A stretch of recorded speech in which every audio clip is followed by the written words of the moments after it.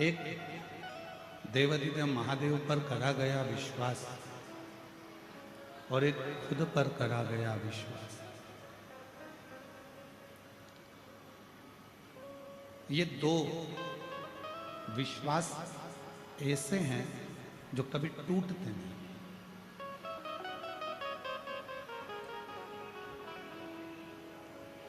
आप किसी मंजिल पर जाना चाहते हैं, आप किसी पद को पाना चाहते हैं, आप किसी स्थान पर जाना चाहते हैं, किसी स्थान को पाना चाहते हैं, तो सबसे पहला विश्वास भरोसा आपको खुद पर करना है।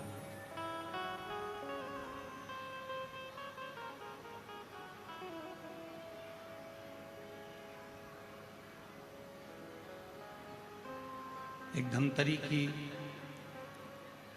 एक बेटी है, उसका नाम रिया है, साहू परिवार से है। एक कथा में जब वो आई थी तो उसने एक पत्र लिखा था, उस पत्र को हमने व्यासपीठ से भी पढ़ा। उस रिया साहू ने पत्र में लिखा था, क्या मैं नीट का एग्जाम क्लियर कर सकती हूँ? क्या मैं डॉक्टर बन सकती हूँ? तो हमने उस बेटी से, रिया से एक बात कही थी, धमतरी की बेटी से, कि बेटा यदि तुझे खुद पर भरोसा है और तू स्वयं पर अगर विश्वास करती है, स्वयं पर अगर भरोसा करती है और महादेव को अगर एक लोटा जल चढ़ाती है, तो एक दिन तू डॉक्टर बनकर ही रहे। सबसे पहला भरोसा अपने आप पर होना चाहिए। सबसे पहला भरोसा अपने आप पर करें।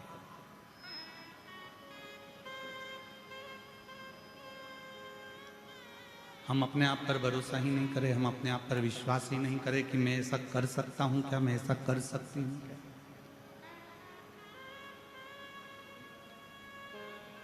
कोई तुमसे कहे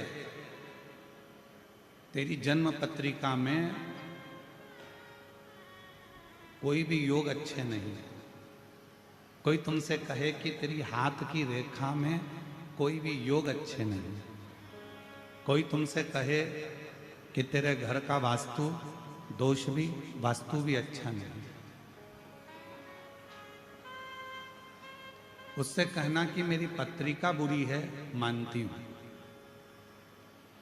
मेरे हाथ की रेखा बुरी है, मानती हूं, मेरे घर का ग्रह विकार है, मानती हूं, पर उससे कहना इन सबको पलटने की सामर्थ्यता मेरे महादेव में भी है और मुझ में भी है। इन सबको पलट, रात दिन एक करो, अच्छी पढ़ाई करो, अच्छी एजुकेशन करो, खूब दिल लगाकर अगर तुमने विद्या अध्ययन करा है, खूब दिल लगाकर तुमने पढ़ाई करी है, तो दुनिया में किसी की सामर्थ्यता नहीं है कि कोई तुमको डाउन कर दे।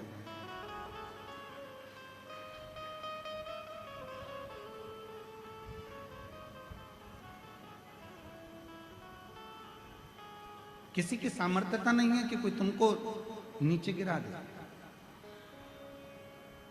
मेरे शंकर भगवान उसी को उठाते हैं जो बहुत ज्यादा मात्रा में गिरा हुआ होता है। आप देख लीजिए, सारे देवताओं ने अच्छे अच्छे को पसंद किया, पर मेरे शंकर भगवान सर्प को अपने गले में धारण करते हैं, जिसको कोई नहीं अपने पास में रख सकता।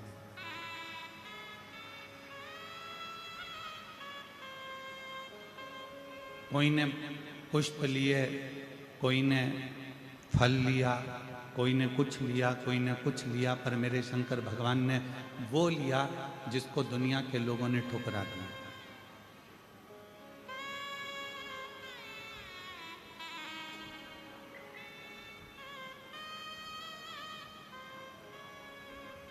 घुंगरी खुर्द के ग्रामवासियों से मैं एक बात पूछूं, उत्तर देना।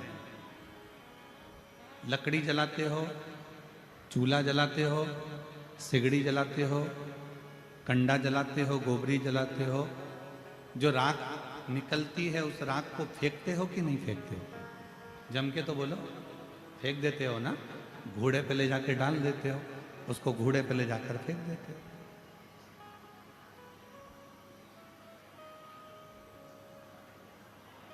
उस राख को आपने घोड़े पर ले जाकर डाल दिया, वो राख तुम्हारे किसी काम नहीं है। उस राख का कोई महत्व नहीं रहा, उस राख को तुमने ले जाकर घोड़े पे डाल दिया, गंदगी में पटक दिया।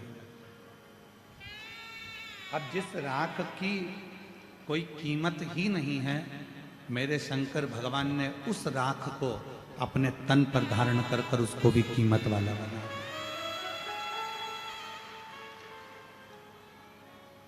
मेरे देवादिदेव महादेव ने उसको भी कीमत वाला बना दिया। उस राख की कोई कीमत नहीं, उस भस्म की कोई कीमत नहीं, पर चपटी भभूत में है खजाना कुबेर।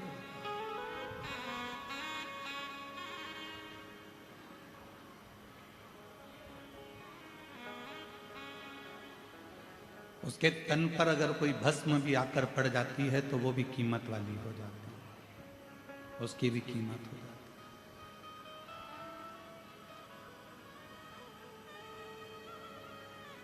है। एक धतूरा कांटे में लिप्त है, कांटों से बना हुआ है, वो धतूरे की कोई कीमत नहीं है, कोई देवता उसको स्वीकार नहीं करते, पर शिव जी उसको अपने तन पर धारण कर कर उससे श्रृंगार कर लेते हैं।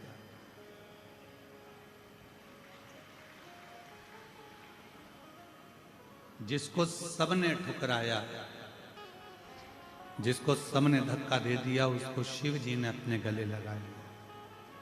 और आप भी स्मरण में रहें, दुनिया ताना देती है, दुनिया अपशब्द कहती है, दुनिया गाली देती है, दुनिया आड़ा टेढ़ा बोलती है, दुनिया शब्द अपशब्द कहती रहती है।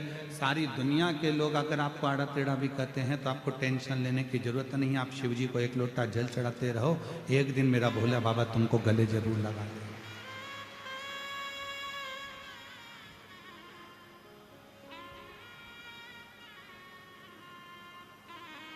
हिम्मत नहीं हारना। एक पत्र है जो हमको धमतरी की वो बेटी ने जो पत्र लिखा था, वैसा ही एक पत्र आज फिर आया है कथा में, बड़ा सुंदर है, देखिए।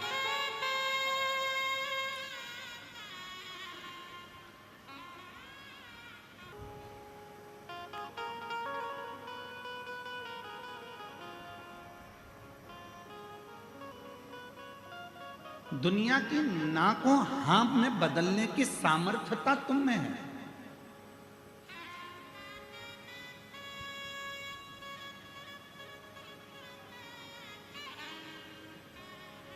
मेरे शिव जी ने उनको स्वीकार करा जिनको सबने नकार दिया। मेरे शंकर भगवान ने उनको स्वीकार करा जिनको लोगों ने धक्का मारकर निकाल दिया। हम आपसे पूछें, महाभारत का वन पर्व कभी पढ़िएगा। गीता प्रेस गोरखपुर से महाभारत खरीद कर लाना, उस महाभारत का वन पर्व पढ़ना। वन पर्व में, महाभारत के वन पर्व में जब पांडव सब कुछ हार गए, जब पांडव के पास में कुछ भी नहीं बचा, जुए में सब कुछ हार गए, तब भगवान कृष्ण को भी चिंता लग गई कि इन पांडवों ने सब कुछ हार दिया, सब कुछ। आज आप लाखों की संख्या में आए हो, शायद घुंगरी खुर्द की जिंदगी का पहला ऐसा मेला होगा जिसमें ये लाखों की भीड़ यहां समाहित है। जरा भीतर उतारिए शब्द को। और जितने आस्था चैनल पर श्रवण कर रहे हैं, जितने फेसबुक यूट्यूब पर श्रवण कर रहे हैं, वो भी इस बात को अपनी जिंदगी में उतारिएगा। जब पांडव जुए में सब कुछ हार गए, सब कुछ समाप्त हो गया, कुछ भी नहीं बचा, जब पांडवों की स्थिति पूर्ण तरह से टूट गई, बेकार हो गई, जब कुछ नहीं बचा, तब भगवान कृष्ण को भी थोड़ा सा चिंता व्यापी और भगवान कृष्ण को लगा कि इन पांडवों का आखिर होगा क्या। ये हिम्मत टूट रही है, ये हिम्मत हार रहे हैं, ये अंदर से टूट रहे हैं, ये नीचे अंदर से टूट कर गिर रहे हैं। तब भगवान कृष्ण ने उसी समय युधिष्ठिर को, अर्जुन को, नकुल को, सहदेव को, भीम को, युधिष्ठिर सबको बुलाया और बुलाकर कहा, पांडवों अब तुम जुए में सब कुछ हार चुके हो, तुम्हारे पास कुछ भी नहीं बचा है, तुम्हारे पास में अब कुछ नहीं है, तुम अंदर से हिम्मत मत हारना। एक काम करो, भगवान कृष्ण कहते हैं पांडवों अब तुम्हारे पास में जब कुछ भी नहीं बचा, तुम पूरी तरह से हार चुके हो, कुछ भी तुम्हारे हाथ में नहीं है, तो हिम्मत मत हारना, खुद पर हिम्मत रखना और एक काम करना, पूरे वन में रहते हुए, जंगल में रहते हुए, तुम जो 12 वर्ष का वनवास के लिए निकल रहे हो, उस 12 वर्ष के वन में तुम भ्रमण करते करते शंकर जी की इतनी आराधना करना कि शंकर जी तुम्हें वापस लाकर सब कुछ दे सके। तुम्हें कोई कुछ लाकर दे चाहे नहीं दे, पर देव अधिदेव महादेव तुम्हारा खोया हुआ पूरी सत्ता लाकर देंगे। शंकर जी तुम्हारा वैभव लाकर देंगे। शंकर जी तुम्हारा जो वैभव चले गया, जो कुर्सी चली गई, जो पद चले गया, जो प्रतिष्ठा चली गई, जो सत्ता चली गई, जो वैभव चले गया, शिव जी तुमको सब लाकर देंगे, सब।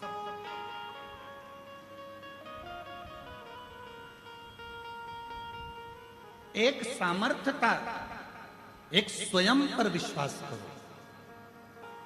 लाखों की संख्या में आप आए हो, यह विश्वास मानकर रखना, जब आप कथा सुनोगे, कथा के बीच में जब श्री शिवाय नमस्तुभ्यम का 5 बार उच्चारण आप और हम करेंगे, जब हम बाबा से कहेंगे बाबा सब दुख काटो, आप और हम साथ में बोलेंगे, 2 क्षण के लिए जब आप और हम मौन हो जाएंगे, चुप हो जाएंगे, उस समय पर नेत्र बंद कर कर आप बाबा से जो मांगते हो, मेरा शंकर 3 महीने में तुम्हारी झोली में वो लाकर डाल दे, मेरा शिव को दे देगा।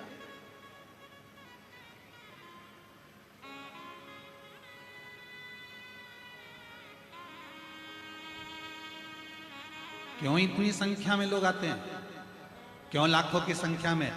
आपको कोई आधा घंटा के लिए धूप में बिठाए तो आप धूप में नहीं बैठ सकते, आपको कोई इतनी तेज गर्मी में 1 घंटे के लिए बिठा कर रखे, कोई नहीं बैठ सकता। पर जरा बाहर की स्थिति देखिए कि धूप में हमको लगता है सुबह 8 बजे से ऐसे कैसे ही बैठे हुए हैं इस 1 बजे की कथा के लिए, सब धूप में बैठे, कोई पेड़ों पर चढ़कर, कोई गाड़ियों पर चढ़कर, कोई पेड़ों की छांव में, कोई दुकान की छांव में, जहां तहां जिसको जहां जगह मिल रही है वो वहां बैठा। क्यों बैठ रहे हैं?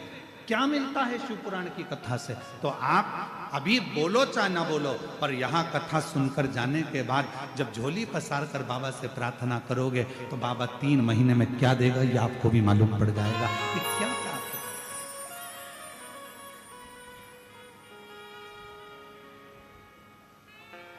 कितनी उदारता है उसकी।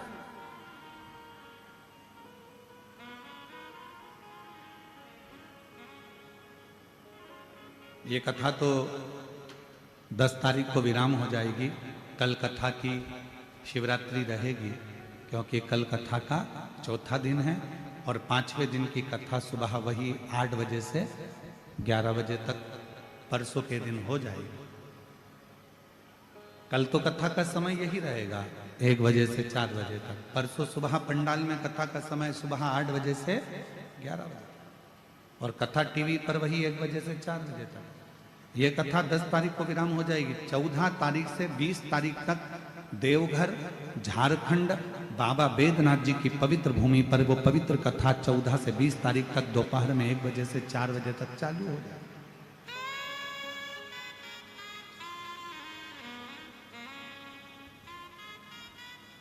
बाबा बैद्यनाथ कथा स्थल कोठिया नजदीक दर्दमारा सुल्तानगंज रोड देवघर झारखंड में 14 से 20 नवंबर तक शिव महापुराण की कथा रहेगी 1 बजे से 4 बजे। और हम तो यहां से कहकर जा रहे हैं, हमें विश्वास है हमारे शंकर जी पर, मेरे भोलेनाथ जी पर। जितने लोग कथा श्रवण कर रहे हैं, 3 महीना तो दूर की बात, विश्वास से कहता हूं अगर दिल से कथा सुनी है और दिल से मांगा है तो मेरा भोलेनाथ आपको इतनी जल्दी देगा कि देवघर में आपका पत्र हमारे पास जरूर होगा, ये निश्चित। एक खुद पर भरोसा रखो और दूसरा देवाधिदेव महादेव पर भरोसा रखो।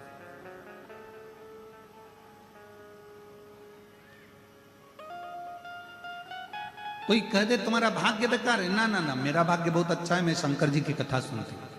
कोई कहे तुम्हारी किस्मत बुरी है, ना ना, मेरी किस्मत जैसी किसी की किस्मत नहीं हो सकती, मैं शंकर जी के मंदिर में 1 लोटा जल चढ़ाने रोज जाती हूँ, ये मैं किस्मत वाली हूँ, मैं भाग्यशाली हूँ। कोई कहे तुम्हारी पत्री का बुरी, हाँ हो सकता है। कोई कहे तुम्हारी हाथ की रेखा बुरी, हाँ हो सकता है। कोई कहे तुम्हारी घर की दशा बुरी, हाँ हो सकता है। पर इतना जरूर है कि मेरा शंकर, मेरा ओघड़दानी, जिस पर मैं भरोसा करती हूँ और अपने आप पर भरोसा करती हूँ, एक दिन अपनी जन्म पत्रिका को भी बदल कर मानूंगी और एक दिन अपने हाथ की रेखा को भी बदल कर मानूंगी।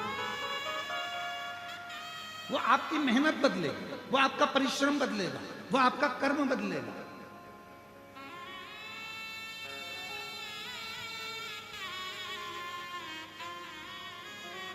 कई लोग कहते हैं गुरुजी हम तो चाहते हैं कि हमारा दारू का नशा छूट जाए, इसका कोई उपाय है क्या तुम्हारे पास नशा छुड़ाने के लिए?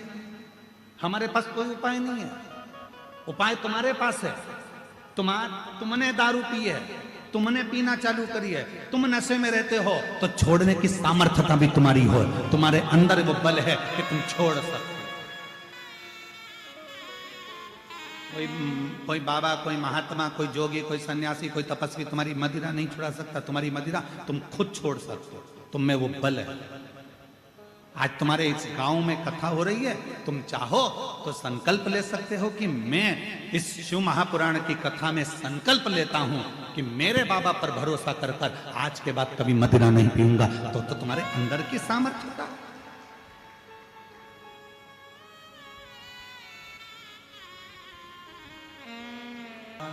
भगवान की आंखों से तू बच नहीं पाएगा, तू बच नहीं पाएगा। अरे ओ अज्ञानी मत करना दो, अरे ओ अज्ञानी मत करना दो। तेरे कर्म का फल भी तू ही पाएगा, जैसा किया तूने तेरे आगे आएगा। मत बुरे कर्म कर बंदे वरना पछताएगा। भगवान की आंखों से तू बच नहीं पाएगा, तू बच नहीं पाएगा। अरे ओ अज्ञानी मत करना दानी, अरे ओ अज्ञानी मत करना। पांडव हार चुके, पांडव का बल समाप्त हो चुका था, पांडवों का वैभव समाप्त हो गया था, पांडव के पास कुछ नहीं बचा था, पांडव अपने अंदर से हिम्मत हार रहे थे। तब भगवान कृष्ण ने कहा पूरे वन में तुम शिव की आराधना करना, शंकर की भक्ति करना। यदि तुमने शिव को पकड़ लिया, यदि शंकर को तुमने पकड़ लिया और शिव को यदि 1 लोटा जल चढ़ाना चालू कर दिया, तो भगवान कृष्ण कहने लगे कि केवल 33 कोटि देवताओं में एक देवाधिदेव महादेव में वो बल है कि लिखे हुए ललाट के भाग्य को भी पलट देते हैं। और वो पलट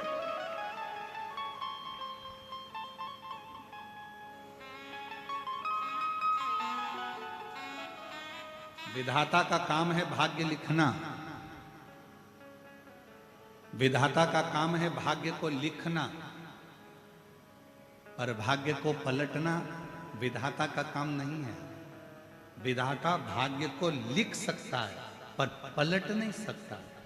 भाग्य को पलटने की सामर्थ्यता तो केवल 1 लोटा जल सारी समस्या का हल। भाग्य को पलटने की सामर्थ्यता तो केवल शिव में है।